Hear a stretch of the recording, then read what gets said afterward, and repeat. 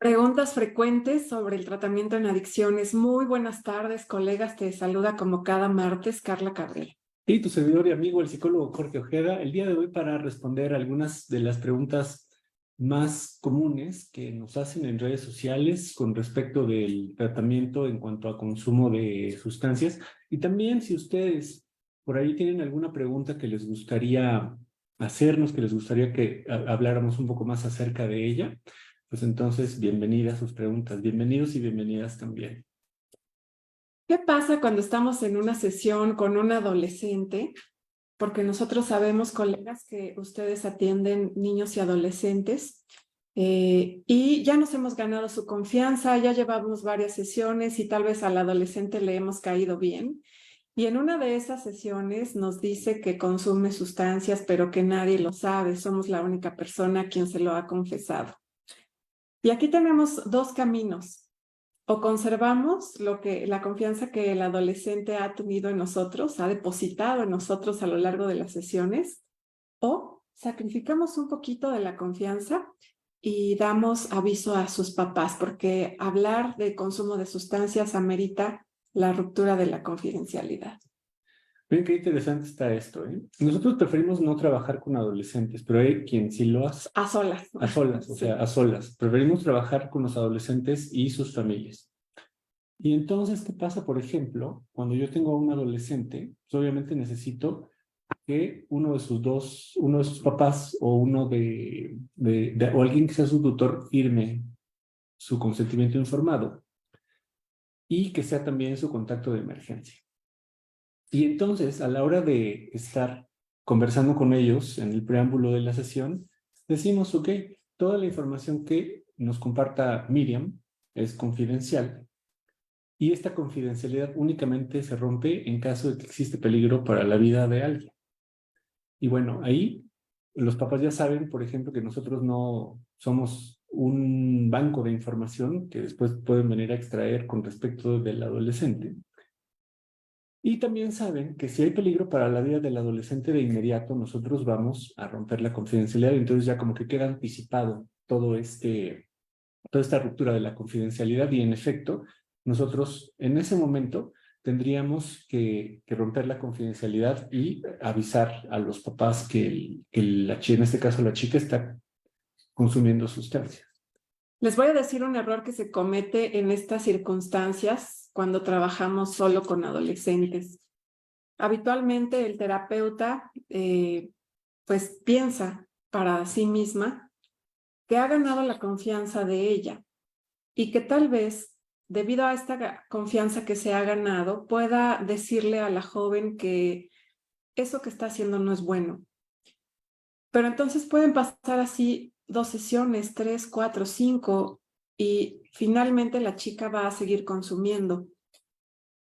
Así que recuerda siempre, colega, si el usuario adolescente te dice que ha consumido sustancias, aunque sea en una sola ocasión, cualquier sustancia, legal o ilegal, amerita la ruptura de la confidencialidad o bien comenzar a hacer una valoración por consumo para saber con mucha precisión si ese consumo ha ocasionado algún estrago en la vida del adolescente.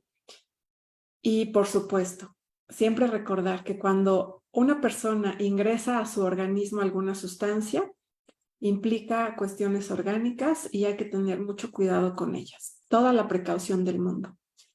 Si el papá o la mamá pues ya están anticipados desde la primera sesión, inclusive el adolescente sabe que habrá una ruptura de confidencialidad, pues será mucho más fácil nuestro trabajo posterior. Ahora, por ejemplo, a diferencia de que de que la tengas en solitario, si trabajas con terapia familiar, pues ya lo del consumo sale y sale frente a los papás. Y ahí ya tú no necesitas romper la confidencialidad, ya la adolescente solita habló del consumo. Y los papás estuvieron escuchando en ese preciso momento. Lo único que hacemos pues es otra vez hacer una valoración, avisarle a los papás que se va a hacer una evaluación para ella, pero también preguntarle la perspectiva a los papás. Ajá. Seguramente pues no estarán tan de acuerdo en que su hija o hijo consuma sustancias y pues se convertirá en un motivo a resolver dentro de la sesión. Pasa igualito, por ejemplo, cuando un adolescente te dice que tiene deseos de morir. Sí, ¿Ya? O sea, a lo mejor tú, dentro de tu corazón de terapeuta, dices, quiero conservar la confianza que ya me gané con el adolescente, etcétera, etcétera, etcétera, pero pues ahí también hay que romper confidencialidad. ¿Para qué? Para que la lleven a evaluar con un médico psiquiatra. O pasa lo mismo, por ejemplo, también cuando los adolescentes, aparte de consumir, bueno, tienen este tipo de problemas de que quieren morir de que y tienen violencia en el de noviazgo. que tienen violencia en el noviazgo, de que a lo mejor traen por ahí alguna situación de bulimia o de anorexia, o que se cortan. Todas estas situaciones ponen en peligro la vida de los adolescentes y entonces hay que romper confidencialidad Así es. para poderle dar la atención al caso como es debido, aunque sacrifiquemos la confidencialidad. Sí, aunque sacrifiquemos que ya nos hemos ganado la confianza. Ok, pregunta número 2. Siempre que hay consumo de sustancias, ¿es necesario hacer una valoración? La respuesta es sí. Siempre que hay consumo de sustancias, se debe hacer una valoración por varias razones. La primera de ellas, porque la norma 028 nos marca que si nosotros detectamos el consumo legal o ilegal de cualquier sustancia, debemos hacer una evaluación con fines de canalización oportuna en caso de ser necesario o de tratamiento oportuno también. Entonces, ¿cómo podremos hacer eso? Con una valoración inicial que es muy meticulosa. Hay varios lugares en México donde pueden realizar este tipo de actividades de valoración inicial, los CAPAS, un MSCAPA, los CIJs, o bien tener un colega en su directorio que esté capacitado en el tratamiento clínico de adicciones. Pero siempre debemos hacerlo. Así que no tenemos que dejar pasar una sesión subsecuente, 2, 3, 4, tiene que ser una referencia inmediata para llevar a cabo este procedimiento inicial.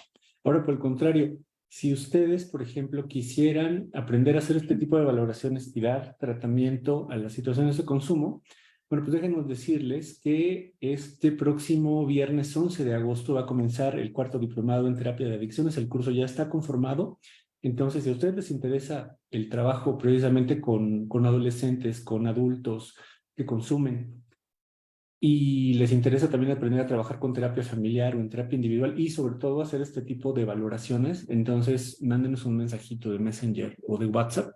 Entonces, con mucho gusto les damos informes acerca de este curso que tenemos en conjunto con Universidad La Salle, que es 100% en línea y que es uno de los poquitos cursos en México que tiene práctica clínica. Porque, bueno, obviamente ustedes tienen que poner a prueba el conocimiento que vamos a construir teóricamente atendiendo pacientes que en efecto vienen con consumo. Pero como dice Carla, independientemente del modelo terapéutico, ustedes pueden, por ejemplo, manejar un modelo cognitivo-conductual que se estila mucho para este tipo de tratamientos. Pueden trabajar con terapia sistémica, como lo hacemos nosotros. Solo trabajamos con terapia sistémica.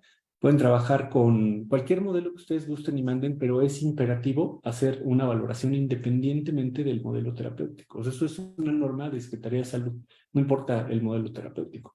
Así es, sí, es aplicable para toda la República Mexicana. No importa si el usuario consume drogas legales o ilegales, se tiene que hacer una evaluación. Ok, siguiente pregunta, que es esta que nos han hecho mucho, que es la de el consumo de cannabis, de marihuana. ¿Predispone a otro tipo de consumos, a otro tipo de sustancias? Bueno, aquí hay una situación muy controversial porque algunos estudios dicen que sí predispone y otros que no. Pero sí, en la mayoría de las estadísticas siempre hay una droga de inicio, que para México siempre va a ser tabaco, alcohol y luego le sigue cannabis. El legalizarse en nuestro país hace que sobre todo los jóvenes tengan una percepción de menor riesgo, pero pensemos en que un usuario tenga otros factores que lo predisponen a drogas más duras, entonces ese usuario estará en riesgo por el simple hecho no de consumir cannabis o de consumir alcohol o de consumir tabaco, sino de consumir cualquier sustancia que implique una modificación en el organismo. Entonces sí es considerada una droga de inicio hacia las drogas más duras, vamos a llamarle así, pero para México siguen estando estadísticamente elevadas como drogas de inicio el tabaco y el alcohol. Es precisamente por eso que se requiere de la valoración, porque como muy bien tú lo decías en el webinar que tuvimos la semana pasada, y creo que en varios programas también has comentado que el consumo, todas las patologías mentales avanzan, pero específicamente en las situaciones de consumo es a donde realmente se ve que aumenta, por ejemplo, el consumo en la frecuencia o en la intensidad. Y luego también hay cambio, por ejemplo, de sustancias, y entonces las sustancias van absorbiendo más y más y más y más la vida del usuario, ¿no? Y la vida del usuario se va deteriorando, pueden trabajar menos, va deteriorando las relaciones familiares y va teniendo menos posibilidades, por ejemplo, de desarrollarse normalmente. Entonces, el consumo de cannabis sí es un puente hacia otras drogas, por supuesto que sí. Al igual que el tabaco y el alcohol, y en México están sumamente normalizadas, pero tenemos un grave problema de salud en México por estas sustancias. Así que mucho ojo. No con que el usuario nos diga solo consumo tabaco o solo consumo alcohol o solo he probado cannabis en algunas ocasiones. Pensemos que es algo natural o algo normal. Siempre va a ser un foco de atención en un usuario clínicamente hablando. Ok, siguiente pregunta. ¿Qué pasa, por ejemplo? Ustedes saben que hay dos tipos de tratamiento ambulatorio, uno que es ambulatorio y otro que es ambulatorio intensivo que requiere de la participación de otro tipo de profesionistas como un psiquiatra, por ejemplo. Entonces, una de las preguntas que también tienen mucho nuestros alumnos, por ejemplo, y muchas personas que nos han preguntado en las redes sociales, es, ¿se puede, por ejemplo, qué pasa si se consume, digamos, el medicamento que receta el psiquiatra y se sigue consumiendo también, por ejemplo, la sustancia por la que nos fueron a ver? Aquí hay un mito enorme, y hablábamos también de esto en el webinar de la semana pasada. Hay un mito enorme respecto de que la droga consumida no debe mezclarse con fármacos. Y ha sido un mito de generaciones. Y lo que se sabe actualmente es que la persona que consume sustancias puede al mismo tiempo estar consumiendo un tratamiento farmacológico porque va a ser mayor el beneficio eh, para este usuario. Entonces, no hay contraindicaciones, pero yo sí les recomendaría mucho que mencionen esto al médico tratante, al médico psiquiatra, porque a veces los usuarios consumidores tienden a, pues, un poco a desestabilizar los tratamientos farmacológicos y eso va a hacer que las metas sean más lentas o que los cambios sean menos. Entonces, siempre estén en constante comunicación con el médico psiquiatra tratante o el médico general tratante, porque será información muy relevante para el caso que estemos atendiendo de manera multidisciplinaria. Así que bueno, también hay que psicoeducar a la familia, porque muchas veces Claro. pasa que el usuario está en un tratamiento farmacológico, especialmente en adolescentes, y ellos solitos se lo están administrando o tienen acceso al fármaco. Entonces hay que psicoeducar a la familia para enseñarle a que el medicamento se lo administren ellos en el horario y en la dosis específica que indicaron para que el tratamiento sea más efectivo. Ok, creo que les vamos a ofrecer una perspectiva. Entre menos necesidad de cambio tenga el usuario consumidor, es decir, entre más a fuerzas haya ido al tratamiento, pues más vigilancia requiere para el tratamiento farmacológico. Esa es prácticamente así de sencillo. O sea, más participación, por ejemplo, de la familia o de las personas cercanas requiere en este sentido. Ok, siguiente pregunta. ¿La abstinencia es la única meta del tratamiento? Hoy esta es una pregunta muy interesante porque habitualmente las familias que han vivido de cerca el impacto del consumo siempre van a querer la abstinencia porque traen en su mente que las drogas son malas, son dañinas y efectivamente así es. Pero actualmente la abstinencia no es la única meta. Y esto es algo muy controversial, que también tiene que ver con los derechos humanos. Es decir, si un usuario nos dice no voy a dejar de consumir, solamente voy a reducir el consumo, no podemos cerrarle las puertas y decirle, bueno, vaya, ya no te puedo atender porque no vas a tener abstinencia. tiene derecho a recibir un tratamiento, independientemente de que la abstinencia no sea su meta. Hay otras metas. La ideal sería la abstinencia definitiva, pero no todos los usuarios lo desean.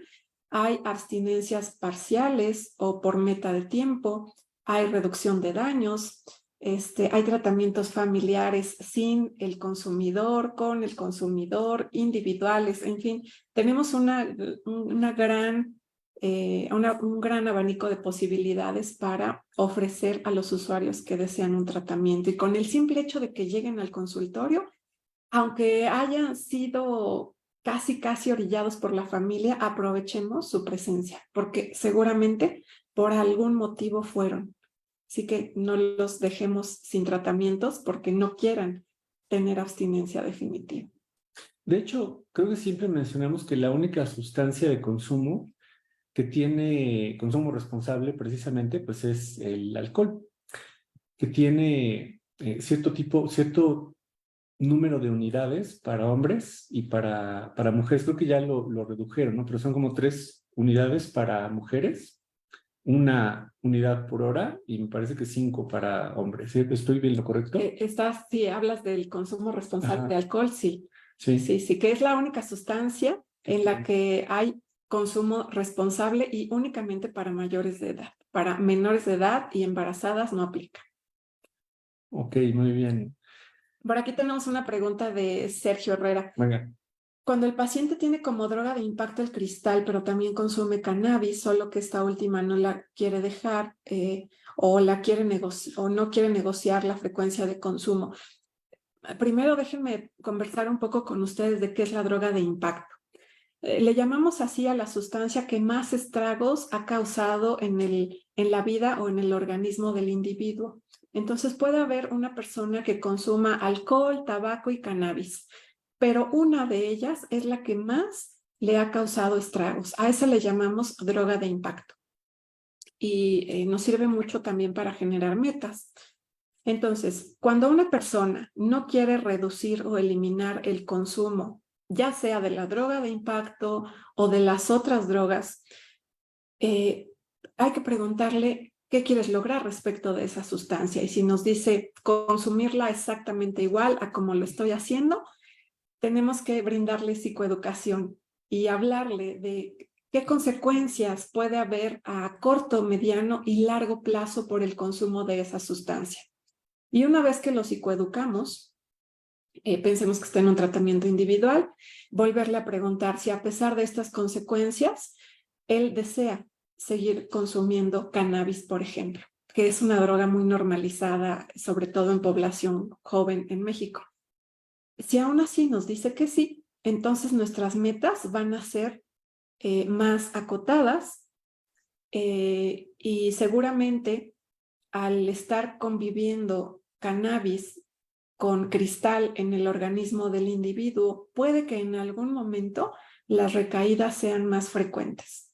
Entonces, todo esto tendremos que anticiparlo para que el usuario sea muy consciente de que las metas van a ser parciales. Ajá. Y nosotros, pues, respetaremos mucho la voluntad del usuario siempre y cuando esté mentalmente estable para decidir estas metas de tratamiento. Órale, y siempre, por ejemplo, en este tipo de negociaciones, pues cuentas con el apoyo de la familia. Sí. A mí me parecería bien raro, por ejemplo, que esta chica, ¿no? Vamos a suponer que ya es mayor de edad, llegara contigo y te dijera, por voluntad propia, llegara contigo y te dijera, quiero ya no consumir el cristal, pero quiero seguir consumiendo cannabis. Lo veo muy difícil, o sea, realmente es difícil, ¿no? Pero aquí basta la psicoeducación. Pero, por ejemplo, si es una chica a la que llevaron sus papás, entonces ahí este tipo de metas pues, también se puede negociar con la familia. Y siento que es mucho más fácil negociar este tipo de metas con la familia que con la usuaria a solas. Y también me hiciste pensar, Sergio Herrera, que cuando un usuario no desea dejar de consumir una sustancia es porque ya tiene una dependencia grave o moderada al menos, o porque por ahí está conviviendo en el usuario alguna patología dual. Voy a poner un ejemplo. Si esta chica tuviera TDA, no diagnosticado a lo largo de su vida, por supuesto que cannabis le va a venir muy bien al organismo, le va a dar una sensación de tranquilidad, entonces por eso no desea dejar de consumir. Entonces por ahí rasquemos en la patología dual y también pensemos en si la sustancia está escalando a convertirse ahora en una droga de impacto. Podría dar esas recomendaciones. Ok, muy bien. Siguiente pregunta. ¿Todo consumo significa un problema? Bueno, recordemos que el trastorno por uso de sustancias es una enfermedad que va avanzando paulatinamente. Es decir, yo hoy puedo tomarme media botella de vino, y seguramente me voy a ir a dormir enseguida, pero eso no me va a causar un problema. El problema viene cuando el usuario incrementa la dosis o la frecuencia de consumo y empieza a generar habitualmente problemas interpersonales que el usuario de inicio no ve, porque va a estar muy contento con su consumo. A nivel cerebral, las sustancias son agradables. Entonces, de inicio el usuario no va a notar que es un problema, pero otras personas significativas sí van a empezar a notarlo y van a empezar a mostrar preocupación. Y luego va escalando a los problemas económicos, al ausentismo escolar, laboral, a que se tarda mucho en recuperarse de los efectos, etcétera, etcétera. Entonces, de inicio, un solo consumo pues no va a convertirse en un problema, pero a mediano plazo, si se incrementa la cantidad y la frecuencia, sí lo será. Y a lo mejor no nada más para el usuario, sino para el impacto que viven las personas significativas. Que bueno, el consumo tiende a subir. O sea, Sí. es prácticamente un hecho. Sí, sí, entonces seamos cuidadosos con ello. El consumo regular tiende a subir, aunado que hay otros factores concomitantes como nuestra cultura que normaliza el consumo de alcohol, por ejemplo, factores sociales, culturales, económicos, escolares, en fin, muchos factores que se van conjugando para que este usuario pues vaya convirtiendo el consumo en un problema. Ok, siguiente pregunta. ¿Es lo mismo prevención que tratamiento? Esa es una pregunta que nos hacen muchísimo o que se confunde mucho a la hora de intervenir. Entonces, hay algunas diferencias importantes. La prevención la puede hacer cualquier persona. Inclusive se puede hacer desde edades muy tempranas. La puede hacer una mamá, un papá, un tutor en la iglesia, en la escuela, un docente, en fin, un consejero, etcétera. Cualquier persona puede hacer prevención. Ahora, se habla mucho de que la prevención es muy efectiva en poblaciones que están en riesgo o cercanas al consumo y puede ser muy efectiva si se hace de manera científica por personal preparado. Y algo importante, al hacer prevención individual, familiar o grupal, no se necesita un expediente clínico. Importante. Para el tratamiento, es muy recomendable que el personal de salud esté capacitado en los aspectos legales. Por ejemplo, el expediente clínico, la norma 025 sobre aspectos psiquiátricos, la 028 sobre adicciones, al menos, que esté capacitado en hacer una valoración inicial y un tratamiento. Idealmente el tratamiento debe ser un modelo científicamente validado y reconocido, un modelo psicoterapéutico efectivo en el tratamiento de adicciones. Y si lleva expediente clínico para hacer tratamientos, se debe contar con una cédula asociada a la salud mental, y pues esas serían las diferencias más importantes.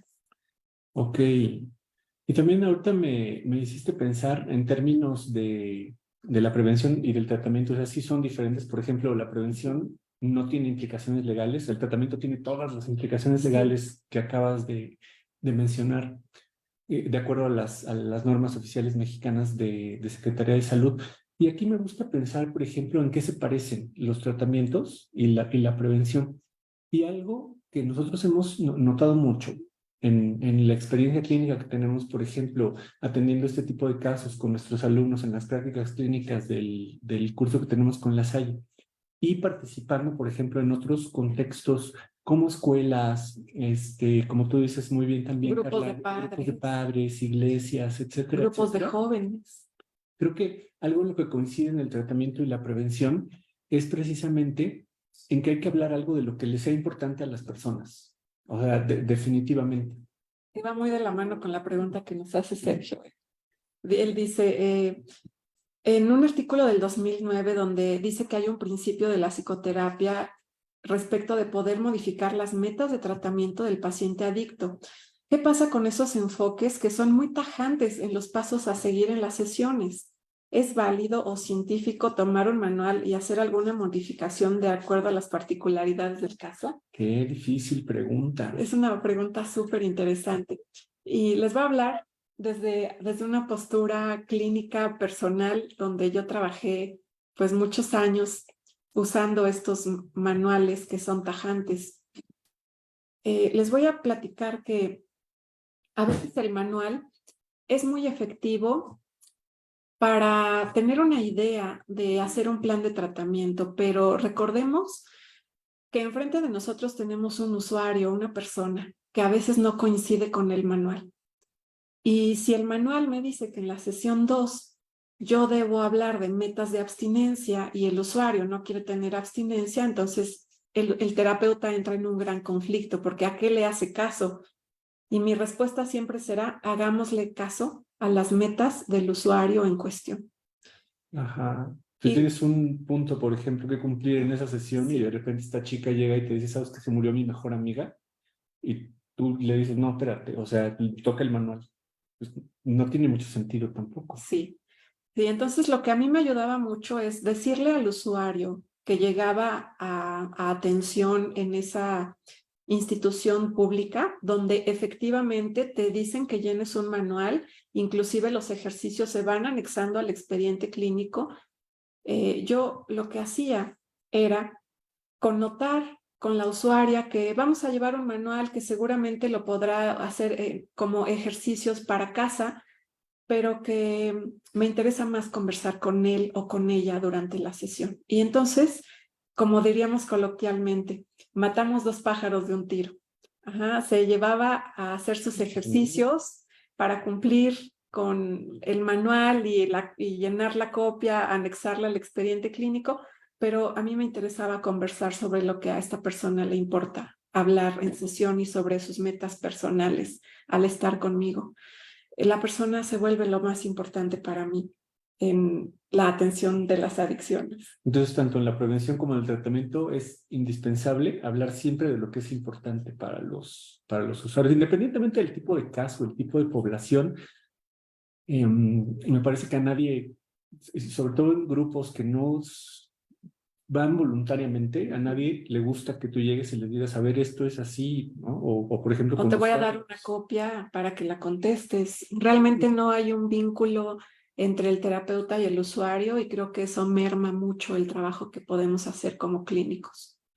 Y también dice Sergio, ¿se puede modificar, se puede hacer alguna modificación de acuerdo a las particularidades del caso? Sí, totalmente. Ajá, o sea, hagamos las modificaciones pertinentes de acuerdo al modelo en las que nosotros somos expertos, o si tienen, si están trabajando el modelo y lo conocen, hagan las modificaciones que sean pertinentes para el caso. El problema con este tipo de manuales es que están elevados a un nivel de modelo terapéutico y Sí, no sé si realmente lo es. Un manual es un procedimiento que a lo mejor te da, no sé si estamos hablando, por ejemplo, aquí de los satisfactores cotidianos, por ejemplo, o el de los bebedores problema, o el del consejo breve.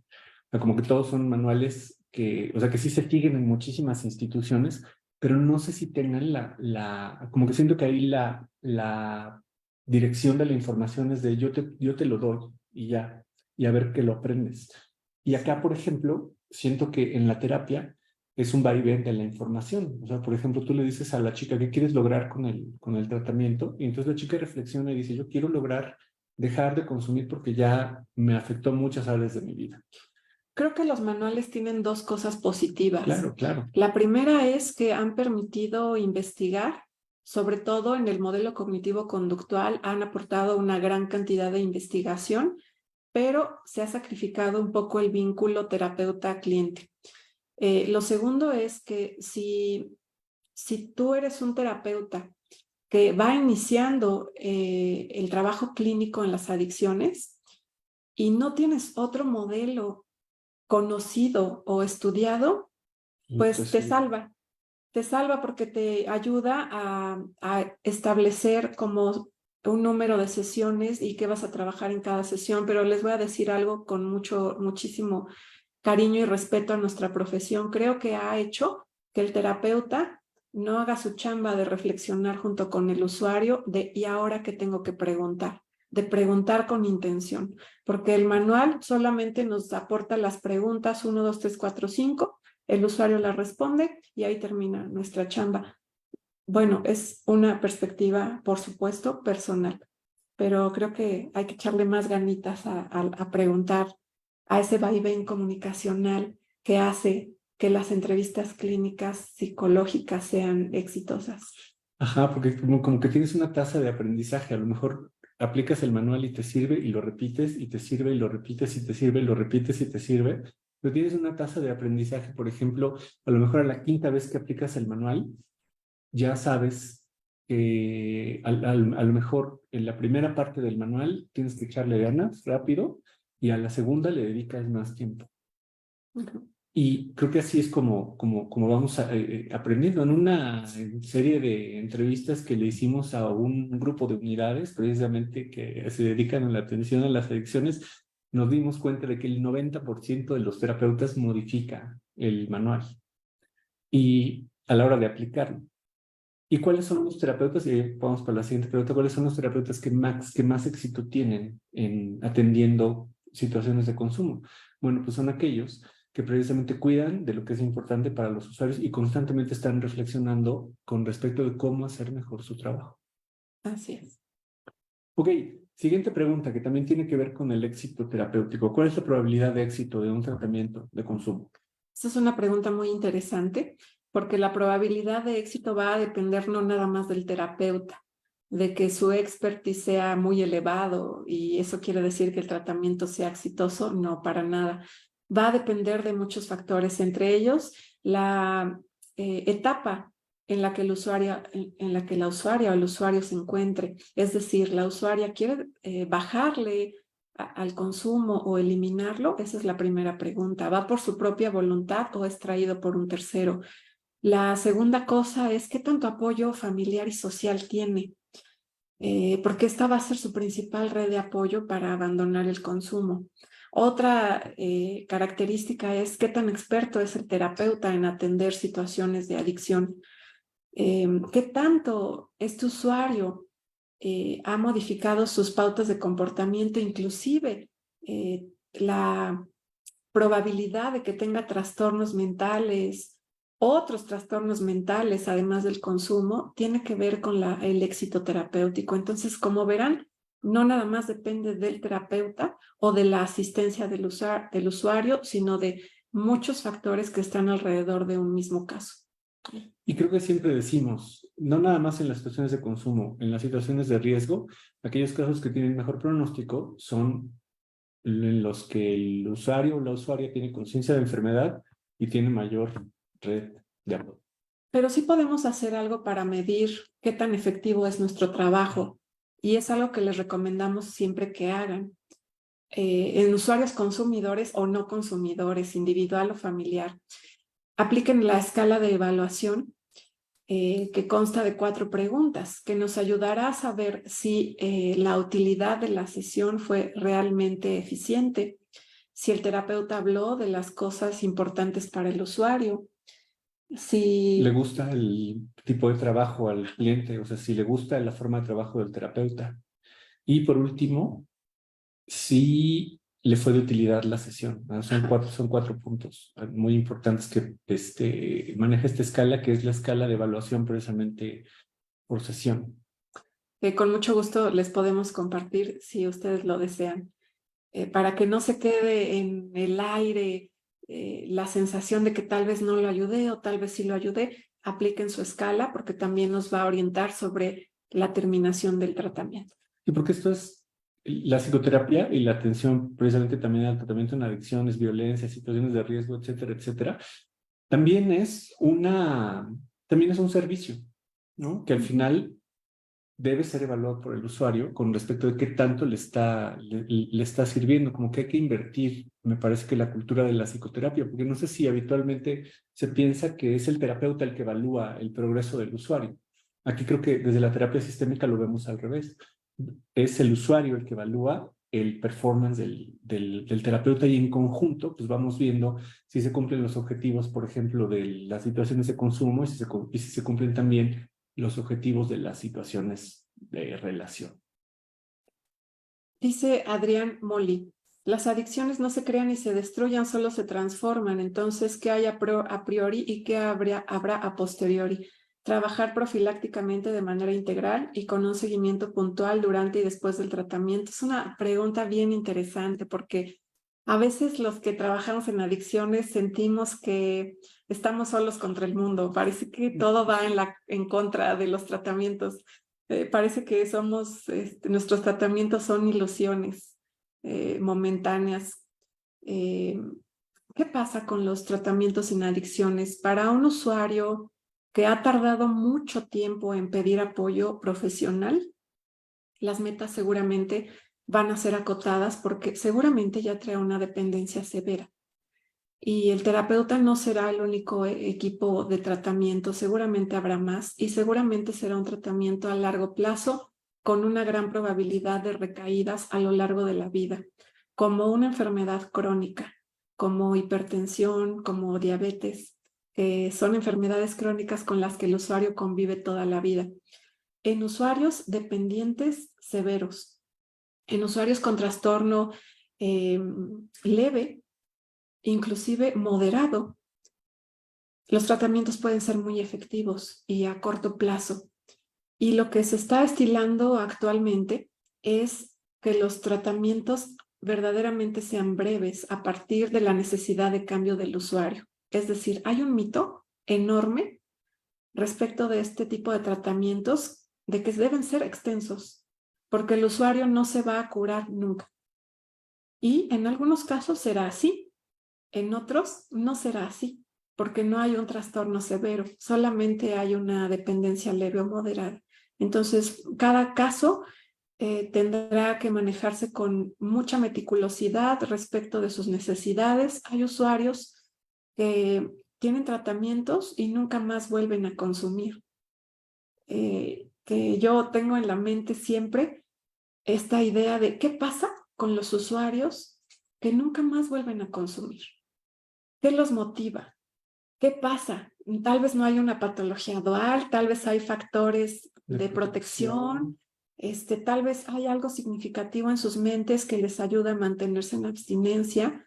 Creo que se ha estudiado mucho el problema y las consecuencias, pero no se ha estudiado lo suficiente qué es lo que funciona. Entonces, es como un signo de interrogación enorme. Muy bien. Bueno, pues esperamos que haya sido de utilidad para ustedes, interesante sobre todo el hecho de haber compartido, bueno, pues estas preguntas que vienen precisamente de las preguntas que nos hacen las personas que nos siguen en las redes sociales. Muchas gracias, que nos dan el favor de su atención y sobre todo de nuestros alumnos.